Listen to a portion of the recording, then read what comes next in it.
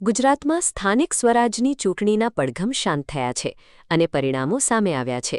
સમગ્ર રાજ્યમાં જ્યાં ભાજપનો કેસરીઓ લહેરાયો છે, ત્યાં ભાવનગર જિલ્લાના વલભીપુરથી જે સમાચાર આવ્યા છે, તેણે રાજકીય પંડિતોને વિચારતા કરી દીધા છે. વલભીપુરમાં કોઈ પક્ષની લહેર નહીં, પણ અપક્ષની આંધી જોવા મળી છે. રાજકીય પક્ષોના ગણિત બગાડીને પ્રજાએ અહીં અપક્ષ ઉમેદવારો પર કળશ ઢોળ્યો છે. જોઈએ અમારો આ ખાસ અહેવાલ. ભાવનગર જિલ્લામાં સ્થાનિક સ્વરાજની ચૂંટણીની મતગણતરી પૂર્ણ થઈ છે.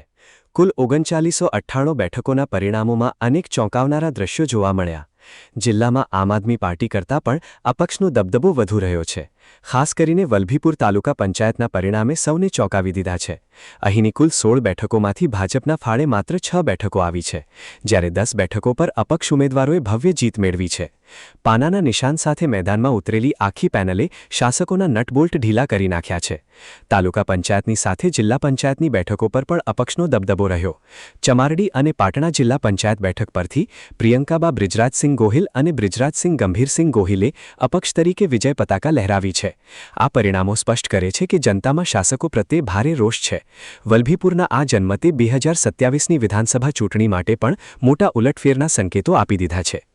આમ વલભીપુર તાલુકા પંચાયતમાં હવે અપક્ષોનું શાસન આવશે. પ્રજાએ જે રીતે રાજકીય પક્ષોને નકારીને અપક્ષોને સત્તા સોંપી છે, તે જોતા આગામી સમયમાં ભાવનગરનું રાજકારણ કઈ દિશામાં જશે તે જોવું રસપ્રદ રહેશે.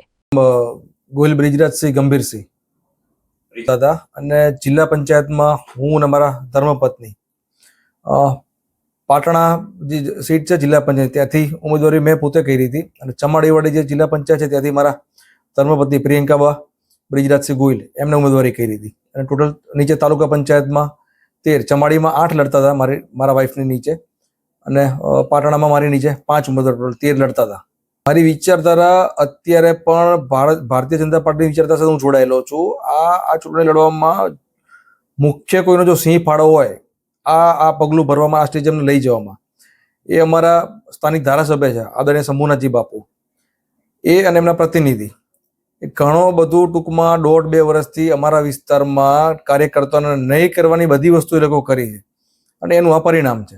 પછી અમે ઉમેદવારો છે નીચેના 10 ઉમેદવારો, એ બધા અમે ભેગા થશું અને આગળની રણનીતિ શું નક્કી કરવી એ બધા ભેગા થઈને અમે નક્કી કરશું બધા કે આગળ શું કરવું એમ. તૈયારી તો અમારે ચૂંટણી જે લડવાની વાત હતી ત્યારે ચૂંટણીની ટિકિટ જ્યારે ટૂંકમાં પક્ષની ટિકિટ જ્યારે માંગી, ટિકિટ તો અમે ભાજપમાંથી જ માંગી હતી મેં. પછી પાર્ટીઓ નક્કી કર્યું ભાઈ તમને ટિકિટ આ વખતે આપવાની છે નહીં, ધારાસભ્યની સ્પષ્ટ ના છે. ધારાસભ્યએ ઉપર એવી રજૂઆત કરી હતી કે આ ટિકિટ કોઈ હિસાબે તમારે આપવાની નથી. પછી અમારા પાર્ટીના જે તે હોદ્દેદારો હતા એમને બધાએ મને સમજાવીને કીધું કે ટિકિટ તમને નહીં મળે, નીચે તાલુકાની 4 ટિકિટ તમને આપવાની છે, તમે જેને કહેવાનું ચૂંટણી લડાવશો. તો પછી એમાં એ લોકોએ કન્ડિશન એવી મૂકી કે 4 ટિકિટ જે લડાવવાવાળો જે વિષય છે, અલગ અલગ સીટ ઉપર 4 ઉમેદવારો લડાવવાના. મેં પાર્ટીને એવી રજૂઆત કરી કે ભાઈ નીચે જે ભાજપ સાથે જોડાયેલા કાર્યકર્તા આપણા છે, જે 15-15 વર્ષથી પાર્ટી મહેનત કરે, આપણે એ લોકોને લડાવવા જોઈએ. તો સામે પક્ષે શંભુનાથ બાપુ અને એના પ્રતિનિધિની ગણતરી એવી હતી કે એના કયા મારે એટલે કોંગ્રેસમાંથી જે ઉમેદવારો ચૂંટણી લડવા માંગતા હતા એને રાતોરાત લાવી અને ભાજપમાંથી ચૂંટણી લડાવી હતી એ લોકોને. પછી બીજું એ લોકોએ એ વખતે વાત એવી કરી આપણને કે ભાઈ 4 ઉમેદવારોને ચૂંટણી લડવા માટે અમે મેન્ડેટ ટૂંકમાં ભાજપનો મેન્ડેટ ટૂંકમાં તમને આપશું, પણ એક સાથે મેન્ડેટ આપશું. આ 4 ઉમેદવાર છે એમને અમારા ભાજપના કાર્યાલય ઉપર આવવાનું નહીં, એ લોકો એમનું સ્વૈચ્છિક અલગ કાર્યાલય બનાવવાનું 4 ઉમેદવાર પૂરતો. અને બીજી વાત એમને એવી કરી હતી કે પ્રચાર કરવાનો જે ગામડે ગામડે પ્રચાર કરવાની વાત આવશે એમાં એ લોકો અમારી સાથે જોડાવાનું નહીં પ્રચારમાં. તો મેં કીધું ભાઈ પ્રચારમાં જોડાવાનું નહીં, કાર્યાલય અલગ બનાવવાનું, તો પછી ટિકિટ આપીને મતલબ શું છે? એટલે આ નીચેના જે કાર્યકર્તાઓ છે એમને આજે ભાજપ સાથે વાંધો નહોતો અને ચૂંટણી લડત ત્યારે વાંધો નહોતો. આ જે વિષય આખો જે હતો ધારાસભ્યનો જ વિષય હતો અને પ્રતિનિધિનો જ વિષય હતો.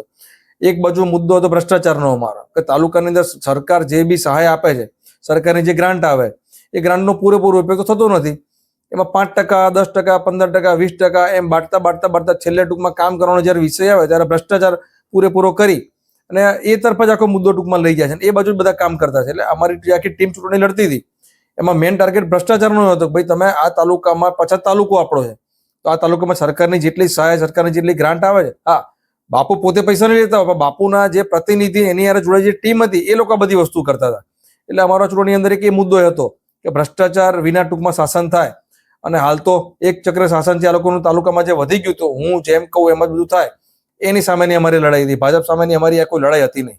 કાર્યાલયના ઓપનિંગમાં મૂળ વિષય એવો હતો કે સેવાઈ સંગઠનના નામથી નમો જન સેવા કેન્દ્ર આદરણીય પ્રધાનમંત્રી મોદી સાહેબ જે ટૂંકમાં આખા ભારતમાં નાના મોટા વિકાસના જે કામો હોય કે સરકારની જેટલી યોજના હોય મોદી સાહેબના નામથી જે ચાલતી હોય, અમે લોકોએ આખી ટીમે ભેગા થઈને એવું નક્કી કર્યું કે ભાઈ વલભીપુર તાલુકો આપણો 50 તાલુકો છે, તો આપણે તાલુકાની અંદર આવું એક નાનું કાર્યાલય આપણે ખોલવું જોઈએ. તો વલભીપુર તાલુકાના જે મતદારો, છેવાડાના માનવી સુધી નાના માણસો જે રહેતા હોય એ લોકોને ટૂંકમાં આ કાર્યાલય ટૂંકમાં ખોલવાથી નાના મોટો સરકારની યોજનાનો લાભ મળે. તો આ કાર્યાલય અમે ખોલ્યું. એમાં સરકારની જેટલી યોજનાઓ છે એ દરેકે દરેક અમારી પાસે હાલમાં એનું લિસ્ટ પડેલું કે અમે કેટલા માણસો મદદરૂપ થયા છે. ઘણા બધા માણસો તો આ પત્રકારોનું કહેવા માંગુ એવા માણસો આવતો કે એની પાસે પોતાના ગામડેથી નીકળે ભાડાના પોતાના પૈસા ન હોય, જે હમણાં કાર્યાલય ઉપર આવતા બપોરે જમવા ટાઈમે પહોંચે અમે જમાડતા એને, અને સરકારની જેટલી યોજના ફોર્મ ભરવાનું તો દરેકે દરેક ટૂંકમાં જે માણસો આવતા હોય એને ટૂંકમાં નિઃશુલ્ક 1 પણ રૂપિયો લીધા વગર સેવા કરતા. એમાં આ ધારાસભ્ય પ્રતિનિધિને રામ જાણે શું પેટમાં દુખાવો થયો હોય તો ઉપર રજૂઆત કરી અને નક્કી કર્યું કે અમારું કાર્યાલય જે છે નમો જન સેવા કેન્દ્ર ટૂંકમાં બંધ કરાવો. ટૂંકમાં સરવાળે આ લોકો, હું મારી ભાષામાં વાત કરું તો સરવાળે આ લોકો ભાજપને પૂરી કરવા માટે જ મહેનત કરતા હતા.